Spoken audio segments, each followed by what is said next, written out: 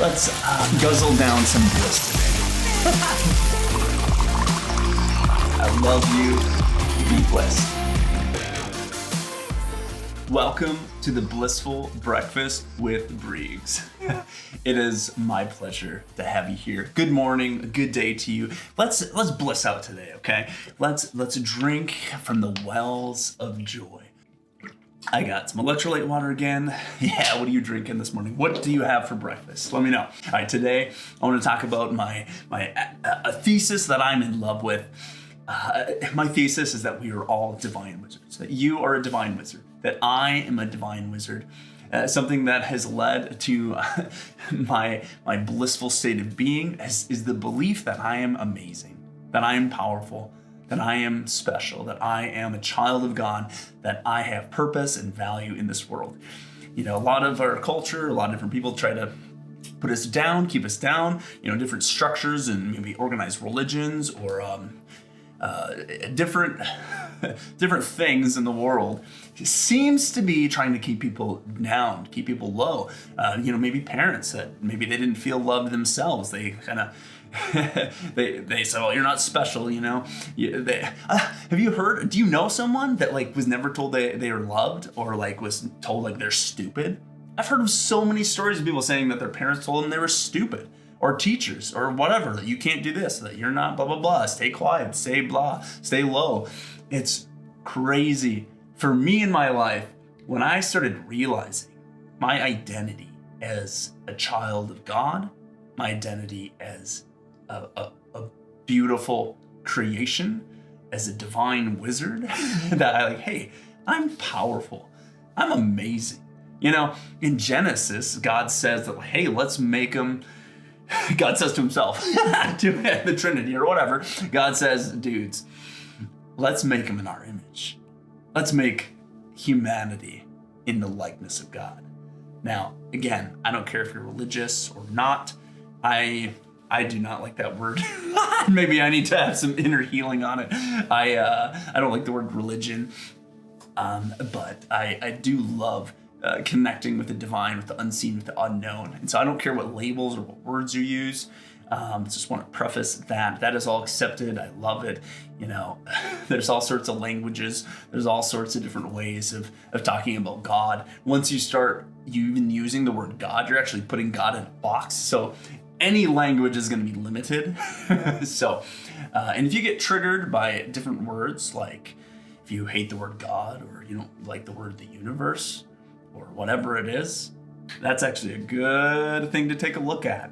Why are you triggered? What unhealed trauma do you have unresolved in your heart? Anyway, so I don't even know where I was. Wow, that's okay. So once I started believing that I was a divine being, that I'm powerful, like God, if God created us in his image, if God begot, the children for children of God. And again, I don't say this in religion ways. If you had to have some type of religion, just in a general sense, if you are open to the idea of a higher power, well, what if we were created, and what if we were made in the image of that infinite creator? Man, it's we're children, right? We're children of God. So what do dogs produce? Dogs produce puppies, like dogs, right? Cats produce cats. So if God produces gods, so it does say in the scriptures we're little g gods. And some people that kind of whoa, hey man, whoa dude, get off your high horse. But I think there is something to identify as a powerful cosmic being. And so I had no self-confidence growing up. I didn't have an ounce of a backbone for a long time. And once I started experiencing for myself and believing and understanding wow, maybe I'm a saint and not a sinner. So I grew up in evangelical Christianity, and there's a kind of a widespread message and focus around being a sinner. We're just lowly sinners saved by grace. But we still gotta make sure we please God. And we have this judgmental God up here, and we gotta please him. And we are just these lowly people, oh man, we're sinners living in a terrible world. And I can say there's some truth to that. We're goofy humans. We make mistakes. This is a weird world we live in.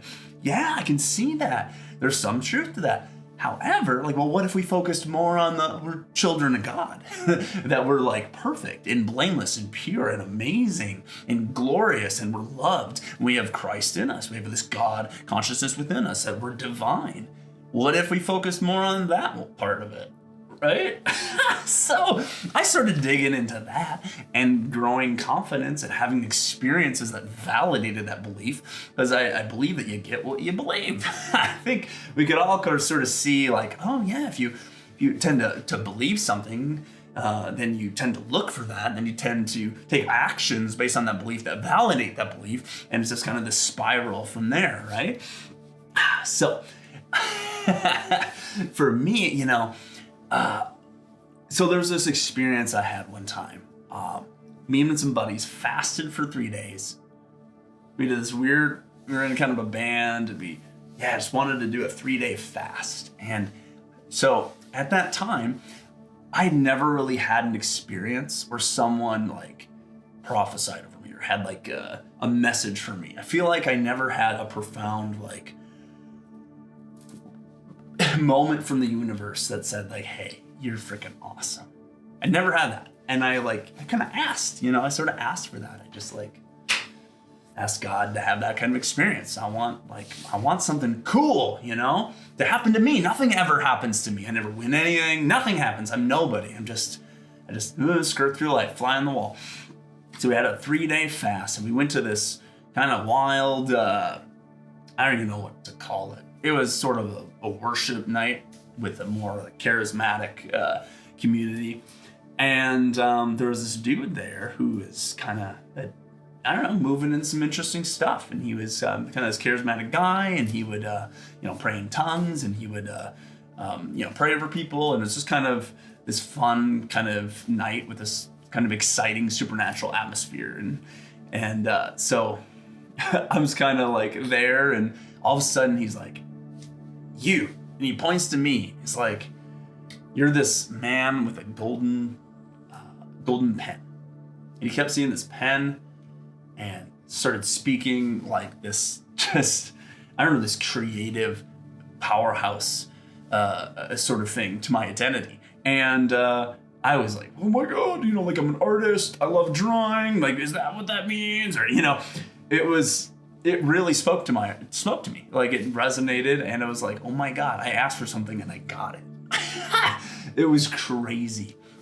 And so ever since I sort of dug in to just experiencing different things and allowing that power, this mystical power, to move through me, and even just in my mind, choosing to have confidence, choosing to have change my self-talk to oh, no, I'm kind of nervous or whatever. Because I was made fun of a lot in high school. I was a skinny, scrawny kid, no confidence, like I said.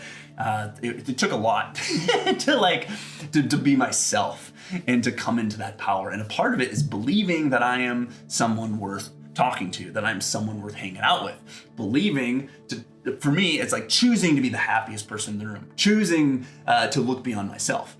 And the biggest thing is just that led to that trajectory and to skyrocket me up was just loving on other people. If I can just accept myself, and then I can move on, I can love and focus on other people. And that brought me a lot of joy. So I spent a lot of my 20s focusing on how can I bless someone else? How can I encourage someone today? How can I smile? How can I talk to them? So I started learning a lot of different mystical things, and I prophesied to listen to the spirit within and to my intuition to see if I can get this message for someone. And so I did a lot of weird stuff like that. Just the other day, we visited a school for my daughter, and I felt like I got just a little glimpse. This is a very small example, but I just got a little glimpse of a sunflower for the lady who's actually I think the principal. She's a wonderful woman, beautiful woman.